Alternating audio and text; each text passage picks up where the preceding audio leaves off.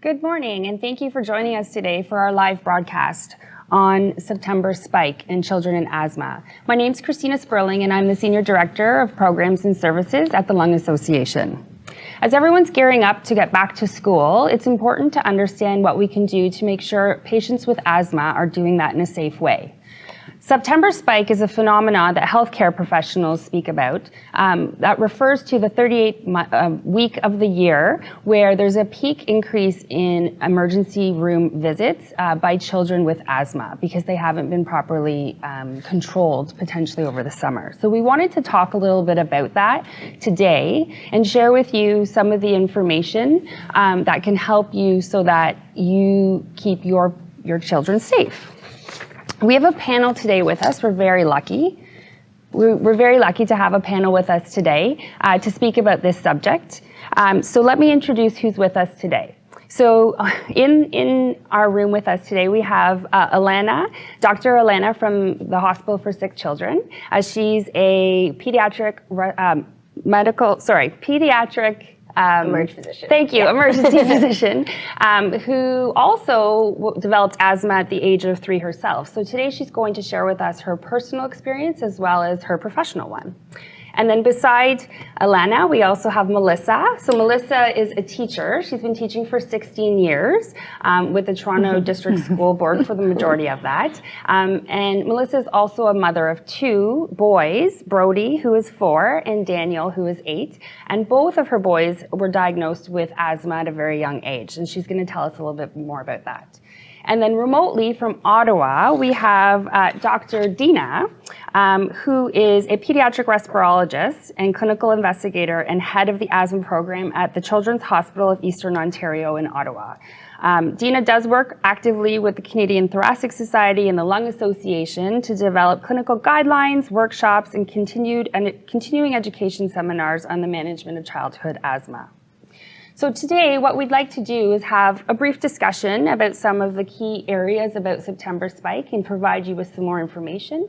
But I do encourage you to submit your questions online, and we will work through those as the hour progresses. So why don't we begin? So the first question I really have, I'm going to address this to you, Dina. Can you tell us a little bit about September Spike and what really causes it? Sure. So the September spike is a really interesting phenomenon that we see not only in North America, but also in Europe, that it around the 38th week of each year, which is approximately the 3rd week back to school for children, we see a huge increase in asthma morbidity. So that might mean emergency room visits, it might mean doctor visits, and it might mean even just symptoms at home. We don't really know the cause of this September spike, and I might add that this is actually a global phenomenon, but it happens in a different month south of the equator. So in terms of causes, we think it may be due to a few things. One being that many children take not only a summer holiday, but a puffer holiday, that many kids actually come off their asthma controlling medications during the summer months, either because they're not exposed to their typical triggers, they feel that their symptoms are controlled, or maybe because routines are not as strict in the summertime and people forget to take their medications regularly. So the feeling is that perhaps asthma is not well controlled as children are coming into school.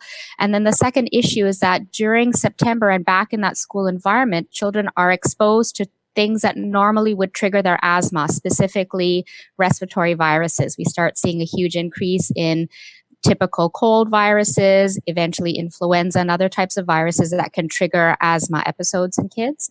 But then children in school are also exposed to other potential triggers such as indoor allergens, so possibly mold if it's an older school, maybe dust, even if the school has just been cleaned, certainly that can start to creep up after a few weeks back in. And the third is a little interesting in that some children are allergic to pets, and children who don't have asthma or maybe are not allergic maybe have pets at home, and they may be coming to school with animal hair on their bag or on their clothes that might possibly trigger kids as well. So it's this combination of perhaps being poorly controlled because children are not taking their medicines regularly, and then being exposed to their typical asthma triggers once school gets going after a few weeks. That was a fantastic overview. Thank you, Dina. Let's move on to Alana. So I'm really curious if you can tell us and the viewers, what we're seeing in the emergency room when that peak's happening. So it definitely can vary depending on the kid who comes in. But we definitely see throughout the summer, but especially around the third week of September when they're coming back. Also, a lot of kids with like ragweed season. I know from personally, I get really affected from asthma and ragweed season. We'll see a lot of the time these kids coming in, and they come in with more, instead of having mild symptoms that they might have later on in the season when they're started on their daily inhaled steroids. They tend to have more moderate to severe asthma exacerbations, which means that they'll need more active emergency department management. So when they do come into the emergency department, there's something called a triage system that we look at their severity, and then based on that system, we determine how many puffers they'll need and if they'll need some other interventions. So we find that when they do come in that spike, they tend to be more moderate to severe than they would be, say they were controlled during the winter season because they've been on their puffers more regularly. Okay, so kind of like an asthma attack is what Exactly, people but generally there's different are calling it. severities that we use. So sometimes they might come in and only need some Ventolin, which is the blue puffer that everyone knows of. Sometimes they might need some back-to-back Ventolin that we call, so multiple sets. So it really depends. So yeah, so they come in with an asthma attack more frequently. Okay, and so for parents listening or for adolescents that have asthma, how do they know when they're having an asthma attack? I'm sure that they know, but for teachers as well who might not be as familiar with the disease, what are some of the signs and symptoms they could be looking for?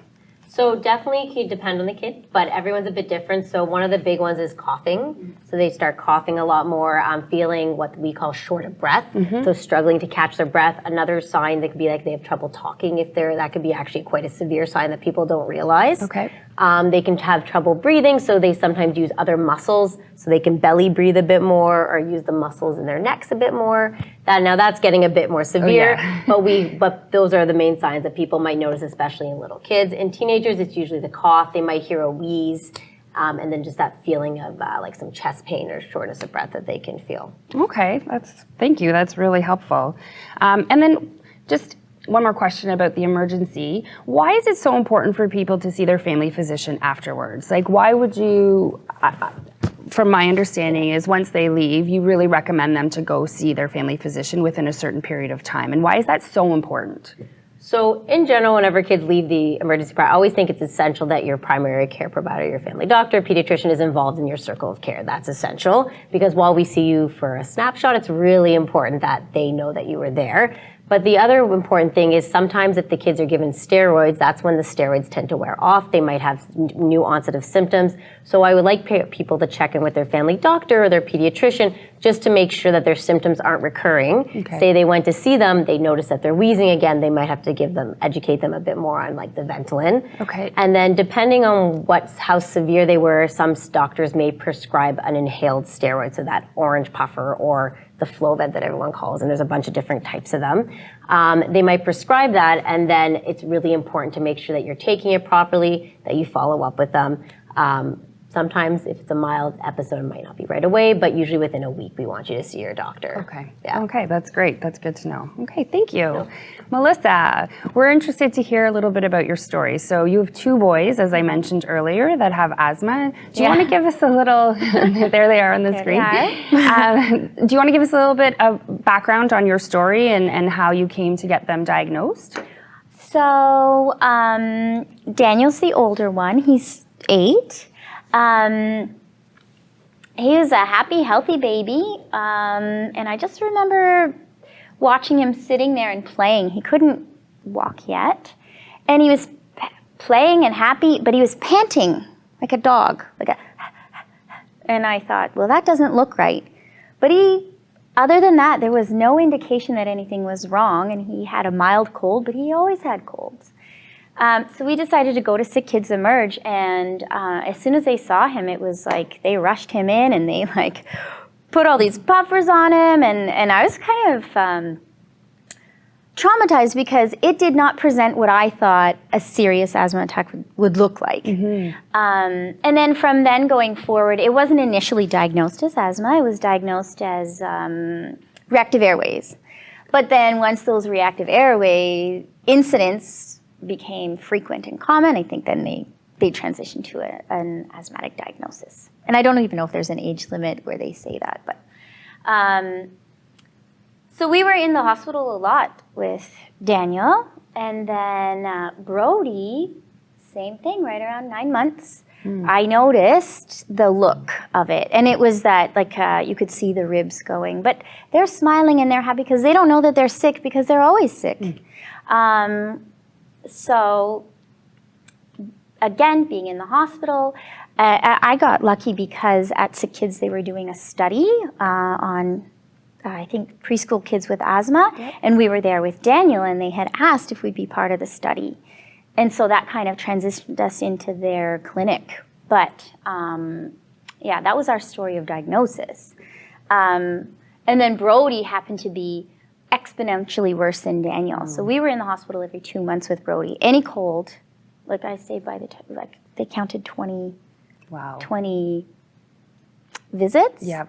So Brody's a little 4-year-old, and he's actually starting school this year. So He's starting school this year. So what are you doing to prepare him for going into school? Well, I feel like it's preparation for me is teaching them that their management is like a life skill.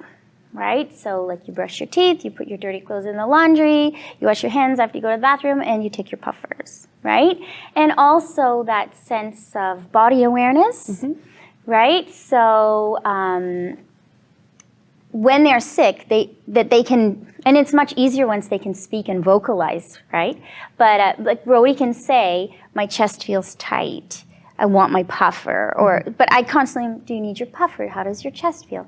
But often there will be those indicators beforehand, all the little coughing, where I'll recognize he's sick before he will because that's his normal. Daniel now, who's 8, I feel like he's a pro, right? So so there's that. And then also teaching them how to take their puffers, how to inhale, how to exhale. And then Brody's too little, he wants to he wants to do his own because he sees his big brother do it. But the 8-year-old, he's good to go. And for me, that's my own confidence in sending them away to school comes with knowing that they're well prepared going in. For sure. So our viewers know, at the Lung Association on our website, we do have a lot of resources that are available for you, and a couple of videos that will help you teach your children actually how to take their puffers properly. So you can definitely check out our website and you can find some information there. So Melissa, just one more question about your Brody going to school. So do you talk to the teacher themselves? Like, do you inform them about Brody's condition? Can you tell us a little bit about that? So I found that, so as part of the TDSB, both as a teacher and as a parent, I get to see the information coming down from the school board to the teachers and how that's distributed. Often in your initial staff meeting, just kind of a, hey, an FYI, here's what a puffer looks like. And then that's it. And then we often have to do an online mandatory, you watch a little video. Okay. Which I appreciate, but as a parent, I'm thinking it's not enough. Just considering all the other mandatory training I'm doing, I feel like it can get lost in the fray. For sure. So I think something that's really important for me, especially because Brody's quite sickly, is advocating for your child. Good. And that you go in and you educate the teachers and you educate the office staff and the principal and the gym teacher, and you pin them down and you have an asthma treatment plan. I've sent an email, I've typed it up, I fill out all the paperwork, and I talk to the teacher, and I did a little demonstration for the teacher. That's fantastic. Things like do that. All that. But if you don't do that, I found Daniel's teacher in kindergarten was afraid to give the puffer. Very resistant, didn't really want him to have access to it. And so a lot of it is even kind of debunking, I think, myths. Yep. Right? That you're not going to overdose him, and when in doubt, please just give. And if he asks for it, give it to him. Yeah, that's very right? true. And I make sure there's extra puffers at school. the secretary has one, the teacher has one, and he has one in his bag. I just want puffers everywhere. That's fantastic that you're saying you need to advocate for your child, because it's so true. If someone's not familiar about asthma, then they may not understand the seriousness of it. And there is that fear a little bit of giving a medication the wrong way. So for anybody out there that is interested in learning more about that or has questions about how to give the medication again, or if you would like some education, we have some certified respiratory educators here. We have a lung health line that you can call 8:30 to 4:30 any day of the work week. And our certified respiratory educators are happy to answer any of your questions. Or if you work at a school and you wanted to book a teaching session for a professional development day, we're happy to do that as well. So please reach out to us at any point. So Dina, I'm going to come back to you actually at this point, please. I wanted to just learn a little bit more about management strategies. So you talked about, taking not just a summer vacation, but also a medication vacation potentially in the summertime. So what can people do to make sure they stay on track? And what are some strategies we can give them? Great. So if your child has been diagnosed with asthma, or even if you suspect just from hearing today, or if, based on conversations with others, I would definitely reiterate what Dr. Alana had said in terms of looping in your own family doctor or your primary care provider, nurse practitioner, pediatrician, whomever that may be, to have a conversation with them about what are the best treatment strategies for your child. First of all, do they have asthma? Do they need to be on daily preventative medication? If your child has been already prescribed that daily preventative medication, hopefully you've also been given something called an asthma action plan, which reiterates what your child should be taking on a daily basis as far as their medications, what are goals of care. So that would entail being able to perform activities normally, not miss school because of asthma symptoms, and very infrequently have the need for a rescue puffer or that blue puffer during a typical week. The asthma action plan would then also provide instruction on what to do if your child starts having symptoms suggesting that they're losing asthma control. So perhaps they're starting to cough more, their breathing becomes more rapid, the child is starting to demonstrate or tell you that they're having difficulty breathing. There are some instructions on that yellow zone that you can see on the slide there that would indicate or give you instruction on what to do. And then certainly the red is if this is actually an emergency situation. But going back to that green zone, I have to really, really emphasize that if your child has asthma, has ever had an emergency room visit, certainly in the last 12 months, or if your healthcare provider believes the child should be on preventative medication, starting the asthma medications once the symptoms start may be a little bit too late. So I would actually recommend, we're August 27th today. If your child has asthma and has not started their controller puffer yet, it's time to start. I usually counsel my patients to start that controller puffer very regularly in case there was a lapse in that regularity through the summer holiday. They should start that at least 1 to 2 weeks before school starts. And the idea there is that these controller medications are anti-inflammatories and they take time to work. They do not work immediately. And so you have to have that routine, taking the medication regularly for at least a week or two before the child is exposed to that first cold or that first trigger in the school environment that could throw their asthma out of balance and cause them to have an asthma attack. But hopefully, if they're already on their controller medication, that attack can be prevented. And the start of school does not mean an emergency visit for your family. You. A question actually just came in as you were speaking about the medications, and our viewers are just curious about the side effects with any of the medications that are given to children for asthma. Sure. So certainly every medication that we take or we give our children can always be associated with side effects. As far as asthma puffers, if you think about it, they've been designed very carefully so that we can use the lowest possible dose in order to achieve a really good effect, specifically a preventative effect if you're using inhaled steroids. And the analogy I use, it's like putting a cream on your skin if you have a rash. Everyone has the option of taking an oral medication that would affect the entire body and probably cause side effects to the whole body. But if you're just applying that lotion or that cream to the spot on your skin that has a rash, probably the side effects are going to be minimal. And that's what asthma puffers do. They only coat the inside of the lungs where the inflammation lies to allow us to use a very low dose. if we're using very low doses of asthma medication, the side effects are actually quite minimal. These medicines are extremely safe. Most of them have been around for more than 20 years. So we have good information on what even long-term side effects might be. Thank you. Thank you. I'm going to go to you, Dr. Elena. So is there anything that you can tell parents out there or adolescents out there, things that they should be looking for over time? So we talked about the green, yellow, and red zones. How do you know kind of when you're going from the green zone to the yellow zone? Is there any things that you can watch out for? I've heard something about 5 questions you can ask yourself or 5 areas you can look for. Yes, so Dr. Dina or Dr. Radhakrishnan had mentioned some of the signs of asthma control. Yeah. So some of the things, the one big thing that is how often are you using your blue puffer, the rescue medication?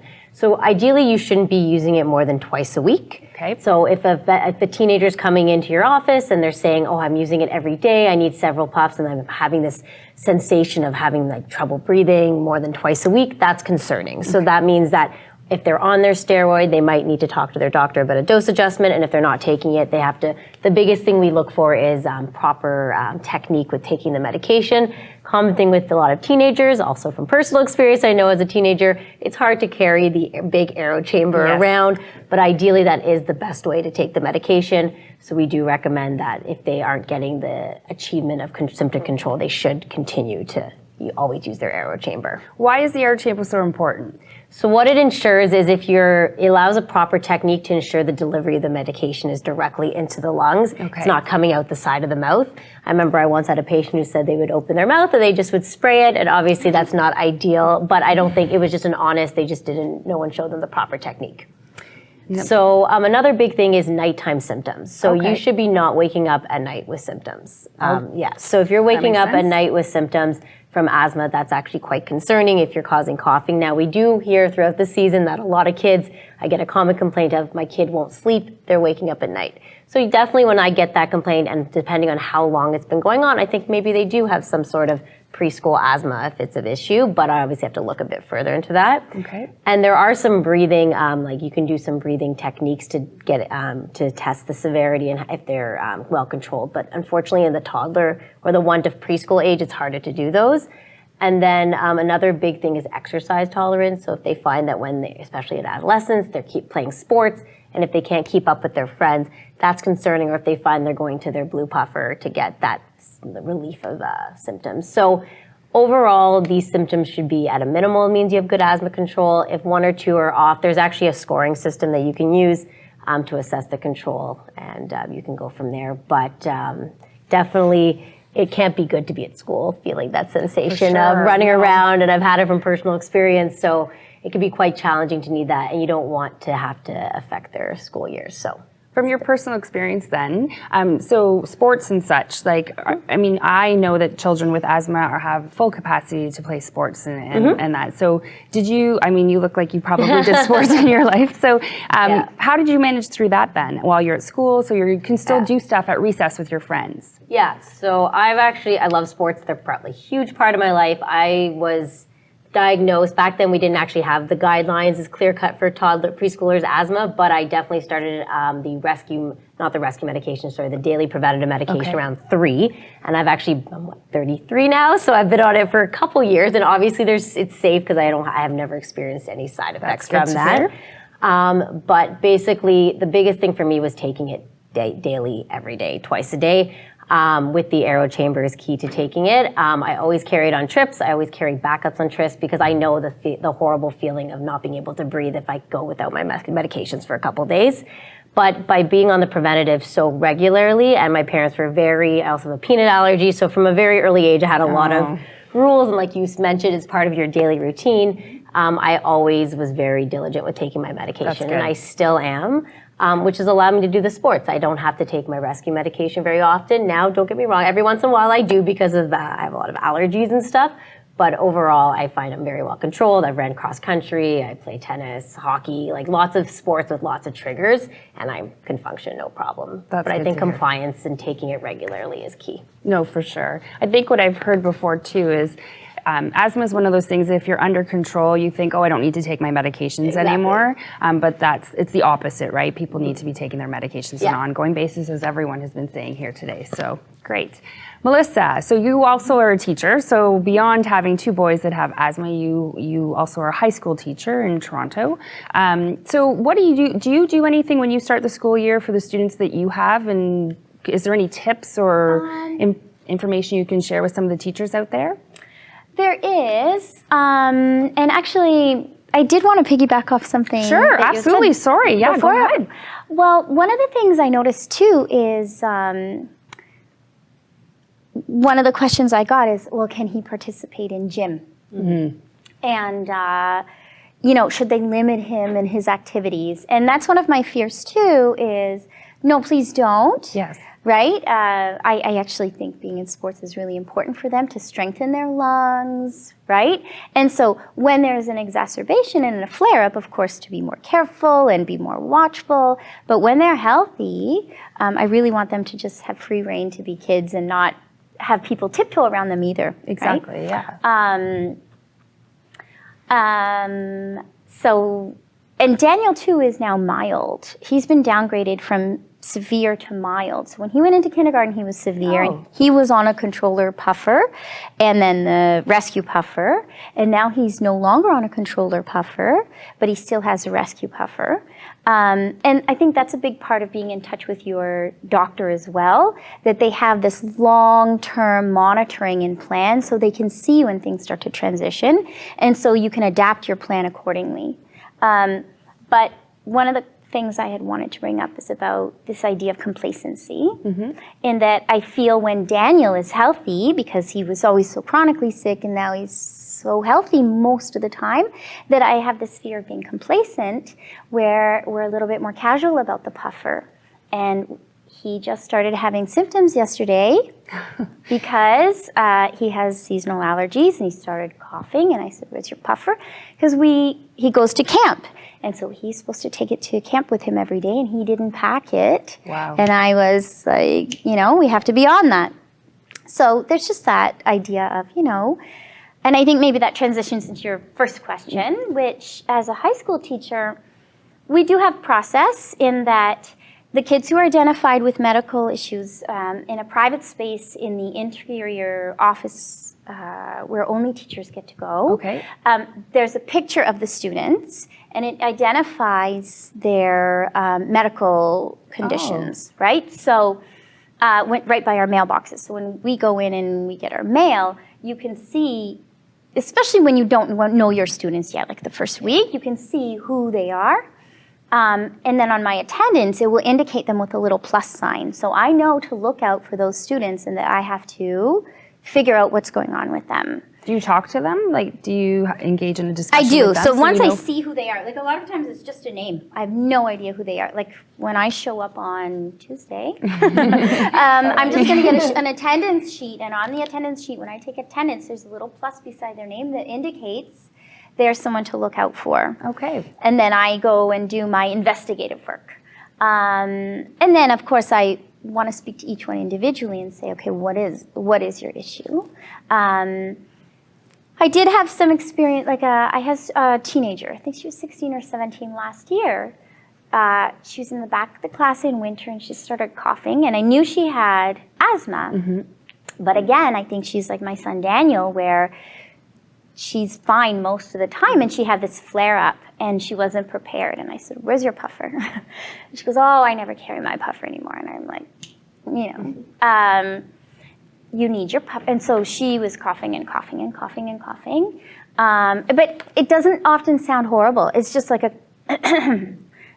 and so it could just hide among a common cold. And she did end up in the hospital 2 days later. And so constantly I feel like I'm a little bit motherly as a teacher when I know that they have their puffers, or they should have their puffers. And I ask them if they have them, and more often than not, they don't. And so, I think that's an issue. I'm glad to hear that you're on them, though. So I'm on them. Yeah. And I'm like the loud person in the staff room saying, people, we need to be watching out for these asthma kids, because everyone's aware of the EpiPens. Yeah. People I think, are more on ball with the EpiPens and the allergies, but they're not so on the ball with asthma and puffers. And the symptoms can also start quite subtly. Yes. With anaphylaxis, it tends to be more sudden Yes. onset after I ate this or something. Yes. But with asthma, it tends to be more, like you said, just maybe that feeling of shortness of breath, that little bit of a cough that can rapidly progress. if That's they a good don't- point. Yes. That's a very good point. And there was a question yesterday when I went to the school about my youngest. What are his triggers? And I said, when he's in an exacerbation, we will have him on a plan where we puffer him every 4 hours. We'll puffer him before school, but you may need to puffer him midday. Also, if it gets worse and you feel that he's getting worse, I want you to puffer at any time that you feel he needs it or he asks for it. But one of the questions is, he might go to school healthy one day, and the trigger or the onset of the cold might happen during gym class. Right. And so you may be the first to administer the puffer with no heads up from me, and I need them to feel comfortable with that too. Yeah. So, you know. Yeah, I think you mentioned the last webcast that we had that you talked about Daniel being very aware of his of how he's feeling. Have you gotten Brody to that point as well then, or can he say, "I need my puffer"? Like, would he ever do that? Usually after I ask. Okay. But he's only 4. Yes. And he's quite Daniel, young. at that point, I think he was grade 1. So by 6, Daniel was on the ball. By 5, I was having some trouble with the school and people wanting to administer, and he was still had a severe diagnosis. So senior kindergarten for him was, he wasn't self-aware yet. I think that was the year that he really became self-aware, and we did meditative breathing and things like that to help him learn how to breathe and Work through the anxiety of it. So as no, well. Brody is not there yet, Okay. which that to me is my concern, right? Because when he doesn't know, I need other people to recognize that he doesn't look healthy. Exactly. So all the more reason to advocate. And I'm happy to hear that you're going into the school and advocating for him now. But we encourage all parents to do that because we really want to make sure that the schools are aware that this is a concern and that they need to stay on top of it and pay attention to some of the symptoms. Great. Okay. One of the questions that did come through, and we were talking about some of the things that can contribute to you developing the symptoms, was just around consuming dairy products. So the question is just around dairy products and the linkage to asthma symptoms. I don't know who wants to answer that, but it's a question for anyone of the 3 of you that wants to answer. Dina, did you want to take a stab at this one? Yeah, sure. I actually do a fair bit of research looking at different causes of asthma in large populations of children, particularly in Canada. And as much as certain types of foods every decade or so get a bad reputation, some of it's based in science, some of it's based on, I'll call it pop media, perhaps, outspoken people who have strong feelings about certain things, and it's not always experimentally proven. So right now, there's actually no specific study that clearly demonstrates that dairy causes asthma or contributes to asthma unless a child has a very specific allergy that has been diagnosed by an allergy physician to dairy products, or by a pediatrician perhaps to dairy products. So I would actually just counsel some caution for families to not necessarily avoid foods because you're afraid that it may be contributing to your child's illness without speaking with your healthcare professional first, because something that we see on my end of the spectrum, in asthma clinic, for example, sometimes families do start to restrict foods in their children's diets, and the children don't grow very well anymore. And that's really something we want to avoid. And that may be just because of parents being concerned, but not having all of the correct information. So I would encourage you to speak with your physician, your healthcare provider, before you start limiting your child's diet, especially in the context of asthma, because we don't have any evidence that there really is much of a link at this point. Okay, great. Thank you. Anything to add from either of the 2 of you? You were nodding before, Melissa, so I just want to make sure. Well, and again, I am not a doctor. So when Brody was so sick, I think he was one of the more severe cases they had in the asthma clinic.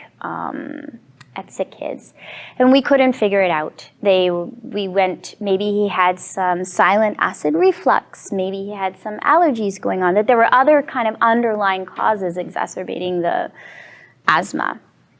And he loved milk, like he would drink it instead of food often. And we were in and out of the hospital. I'd say we were in the hospital every 2 months. And then one day he just decided he didn't want milk. It gave him a tummy ache. And he didn't want milk. And I don't know if it's just coincidental, but when he stopped drinking milk, the flare-up seemed to settle down. So we went to the doctor and we talked to the allergist. And we said, could he have been allergic to milk? And they said, well, there's no evidence of that. And, and so... And he eats cheese and yogurt and, all those things, but now he doesn't want milk, and every once in a while he'll like it because Daniel loves it.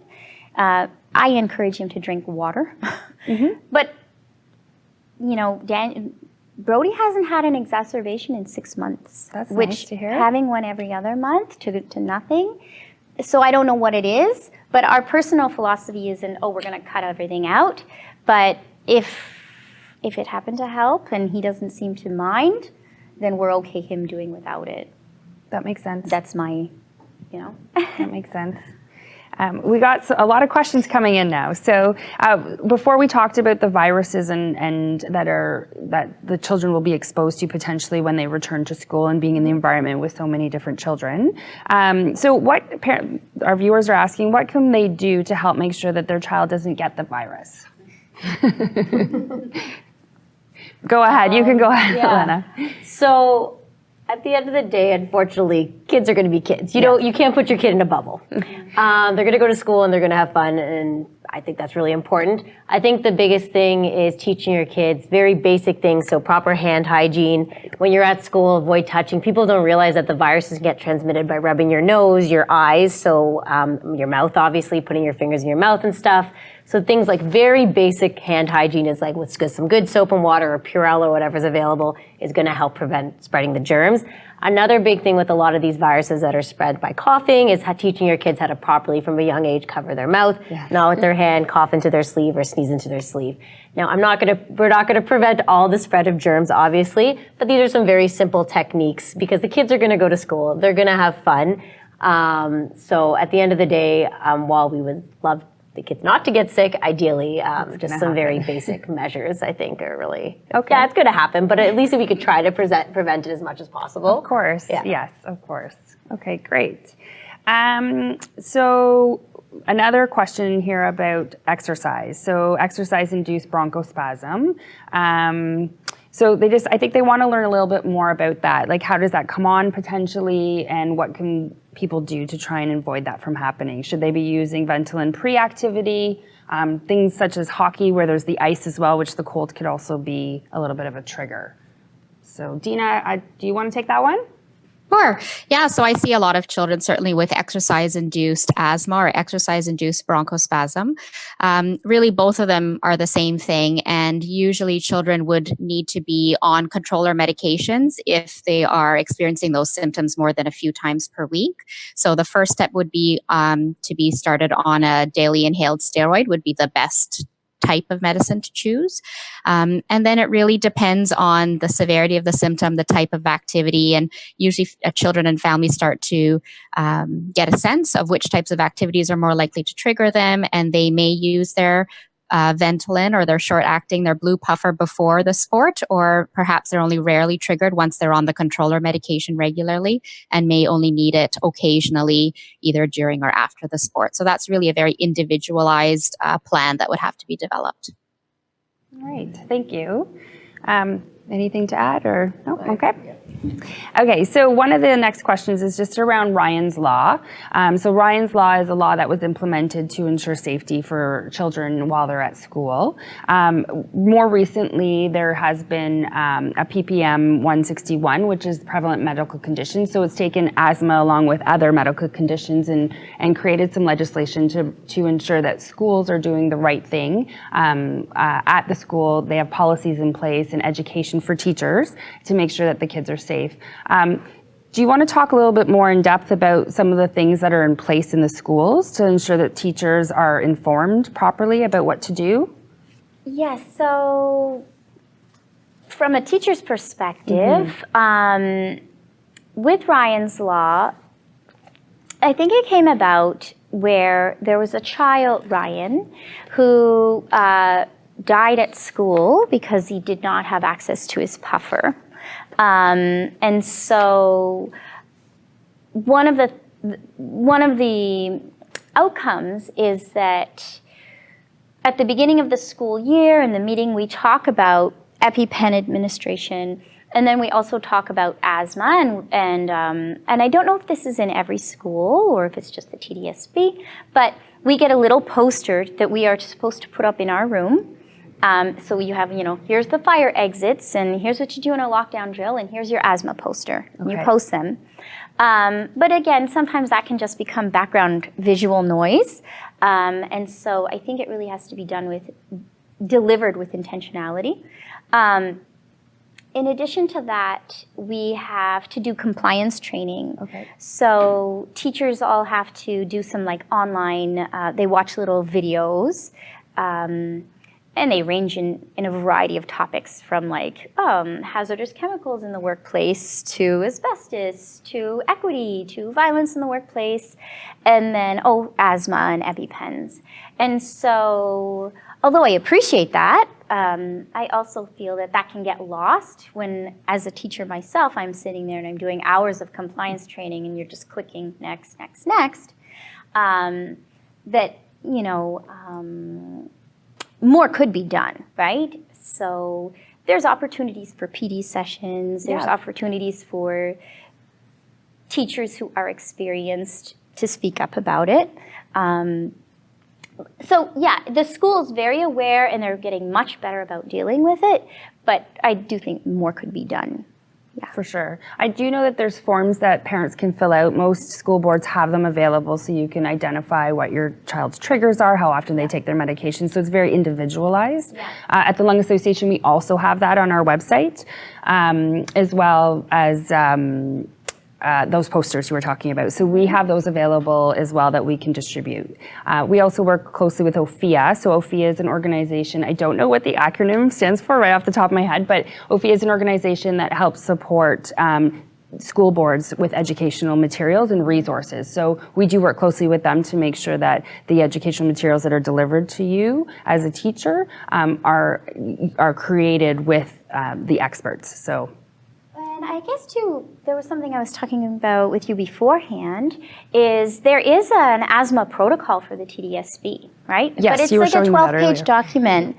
And if you're getting a stack load of things, I'm not going to rifle through and find that. And so, again, being the parent, I go through and I print that out and I highlight, section 6.2, duty to administer, that you have to let my child have his medication, and you have to also help him administer it when he needs help.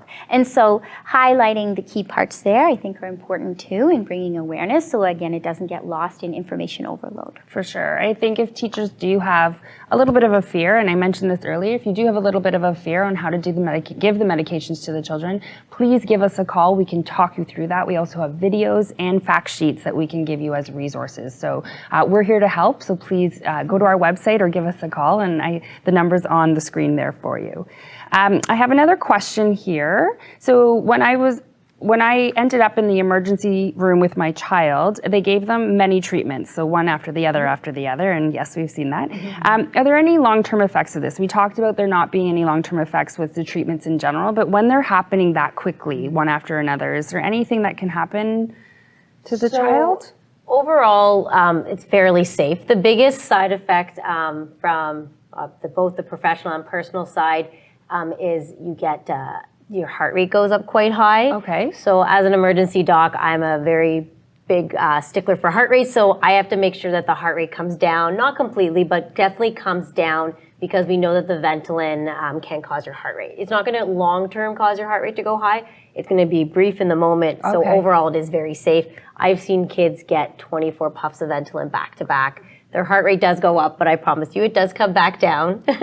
The other thing that sometimes the Ventolin, when you get that much that quickly, it can cause some tremors or shaking, and that can be hard for the kid. But I look at it like the sensation of gaining the ability to breathe again Right. will feel a lot better, and that will also go away. So those are not long-term side effects. Those are very short-term side effects in the moment during the asthma attack. One of the ones that can, and again, not a long-term, but in the short term when you're taking a lot of Ventolin, it can sometimes affect your potassium. Oh. So if the kid is taking too much Ventolin in the one moment, we will sometimes get some blood work to look for that. But that's a lot of Ventolin. And again, not a long-term side effect, just short in the moment of the asthma attack. And if Dr. Radhakrishnan wants to add to that at all, but most of them are very brief in the moment. They won't cause any long-term. It's not like you're gonna have to take potassium supplements forever or monitor their heart rate forever. So it's it's just more in the short-term. moment of the asthma attack. Yeah. Okay. Yeah. And I mean, obviously, the risk Exactly, benefit yeah. there that you have to Yeah, weigh out. exactly, Okay. yeah.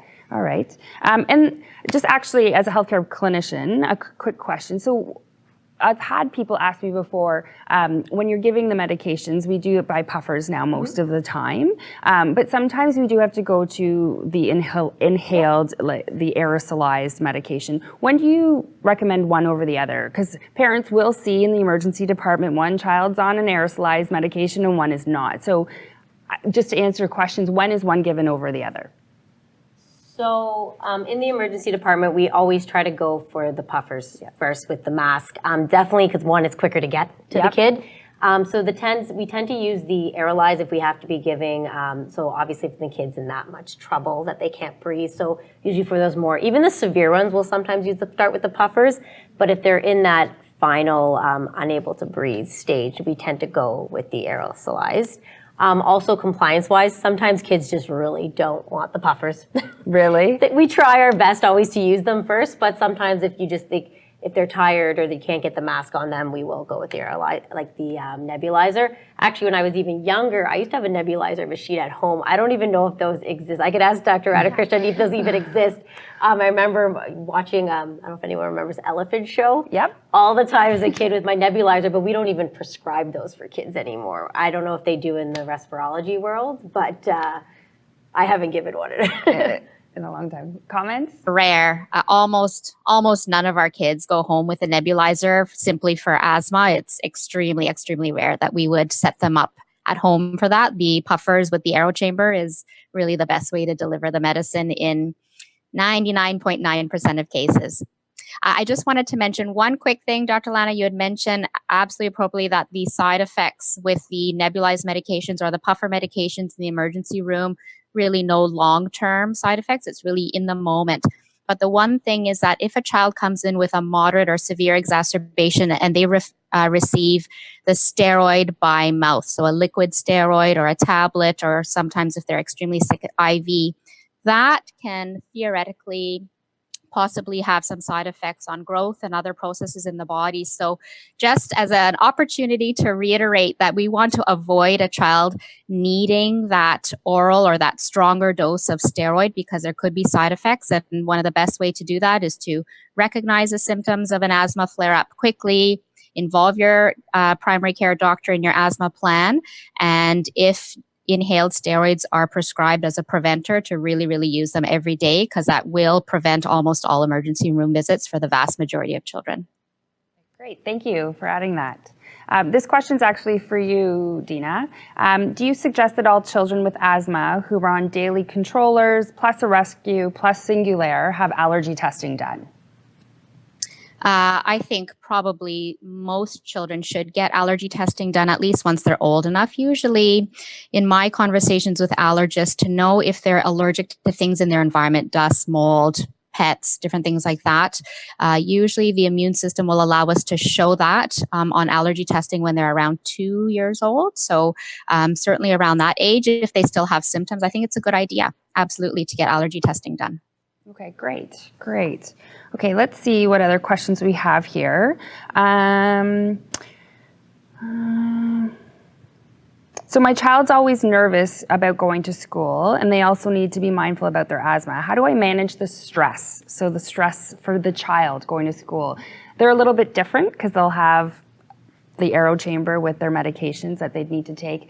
Sometimes it can be, embarrassing, or they don't want to stand out from the rest of the crowd. So is there anything you guys can, any of you actually, any tips or strategies on how to help a child cope through going to school and having to deal with that? Melissa, do you want to have 2 children? Of course, each child's different, right? So my child also suffers from anxiety. Okay. He never felt stressed about taking his puffer to school and being embarrassed. Well, actually, he does feel a little bit like the center of attention, and there's ways you can talk to the teacher, like if he needs it, can he just retreat to outside the doorway right? Like he can have those private conversations where he can do it privately and he's not the center of attention. That's good. His stress was more, will I have my puffer? Is it available to me? His stress is, if I can't breathe, will I have it? And I think that overwhelming desire to breathe overrides him feeling embarrassed. But again, every child's different. For sure. I think too, if a teacher's doing it right, that becomes a teachable moment in the classroom, right? Like, okay, guys, let's all wash our hands because Daniel, we're all vulnerable to colds, and if Daniel gets a cold, and so you just kind of integrate that. I think a lot of it goes into the pre-planning too, like that's who they are and that's their life and there's nothing wrong with it and this is what you need and it's your routine and, but maybe my kids are just confident that way. I don't know. Any things you've seen? It's just really, I definitely have seen a shift from growing up where I feel it wasn't talked about. Having both asthma as well as this anaphylaxis to peanuts, I had to have a lot in place, but no one really talked about it. There were really no major asthma action plans or anaphylaxis action plan back in the day. So I think over the years, it's just like a lot of the medical issues become normalized. It's been part of the system. So I think that makes it's so common.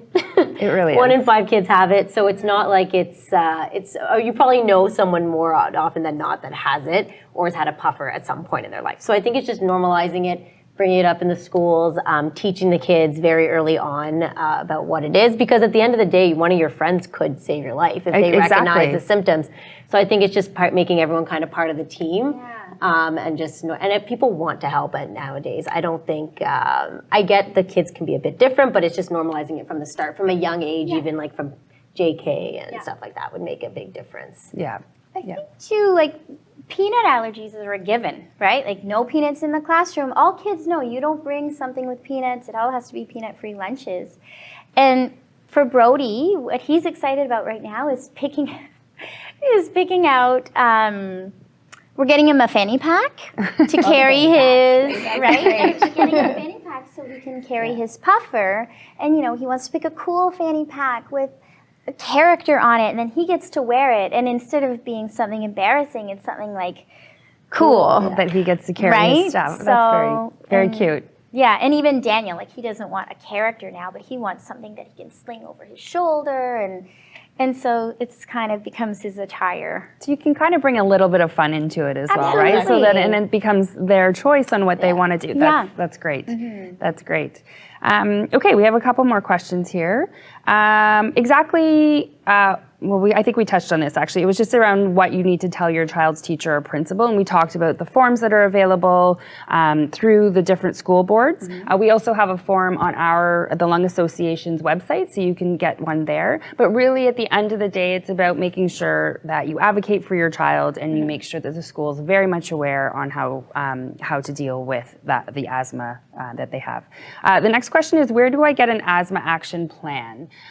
So Dina, do you want to talk about how it's done together with the physician? We do have them at the Lung Association, but definitely a lot of primary care physicians and clinics have them, and they are meant to be filled out with the healthcare professional there. So do you want to talk just quickly about that? Yeah, sure.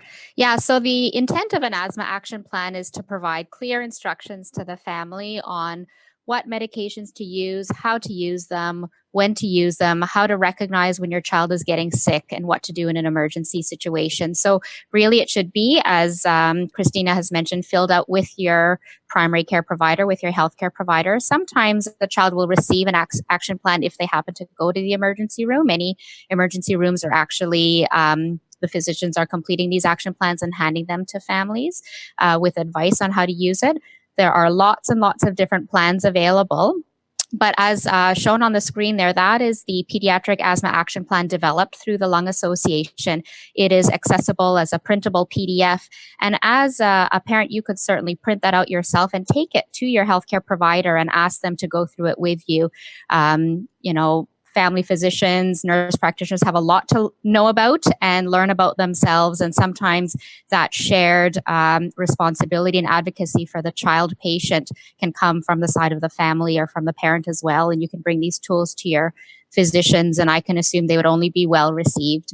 And then there was the hotline mentioned on the during this web presentation as well. You could always call the Lung Association if, for whatever reason, some people don't have a family doctor, right? So there may be some avenues you could explore that way in order to get some advice on an asthma action plan for your child. Okay, so we're coming down to the last couple minutes of our webcast today. So I just wanted to know if any of the three of you had any additional comments you wanted to add, or any other key messages you wanted to really hone in on and share with our viewers today. Melissa, do you want to go first? Just to piggyback off of the asthma action treatment plan. Yeah. So as part of the paperwork and the forms to submit to the school, it will be a little bit different. They also call it the Asthma Action Treatment Plan, but it's not the same one that I have between myself and my doctor. Oh, that's good to note, actually. So really good to note. Maybe just the terminology, because it's the same, but you don't want to be sending that off to the teacher where they're talking about what to do at night when they're sleeping and every day, or they're on their flow vent. They don't need that, so I just kind of make my own adapted version, which is, these are his triggers. He will be going to school with asthmatic exacerbations. I can't keep him home all the time. Mm-hmm. These are the things to look for. He is not yet self-aware, so this is the type of cough. I will be asking you to give him a puffer midday. And so little things, the asthma treatment plan for the school and the teacher will look a little bit different. It's kind of like step-by-step instructionals that are unique to your child. And I always say things like, when in doubt, give him a puffer. If you're thinking maybe, give it to him. For sure. And if he ever asks for it, give it to him. And so that's just maybe a little additional note I might put on there. No, I think that's great, because there are a few different forms and resources out there for parents and for teachers. So to be able to highlight that there's one that's done with your healthcare professional, it's really individualized for you, the parent, and the child and the healthcare professional, but there's also the one for the school, and that's more individualized and more step-by-step instruction. So that's great. That's really great. What about for you, Dr. Well, I Elena? was just going to say, and if they're truly concerned and they can't reach you at work or something, is call 911, get that kid to a hospital. Oh, that's a good point. I think people get afraid to call for an ambulance, but it's, they're there to help. They can deliver medications as well. They can give more Ventolin if needed, and then get them to a hospital, because sometimes they need that steroid to help them through the episode.